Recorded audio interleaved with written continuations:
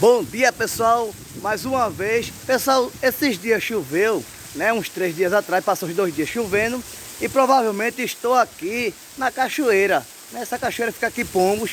É uma cachoeira que não é uma nascente devido à barragem que tem aqui em cima. Então a vazão de água, como eu tinha explicado, que quando para de chover, aqui a cachoeira também, a vazão de água também não tem mais. Então como choveu, então hoje eu vim aqui fazer o reconhecimento da cachoeira. Então eu me deparo com essa linda queda d'água. Não é muito, pessoal, mas é pouquinho. Então é isso aí, com o Maurício Montalvão, embarque dessa aventura.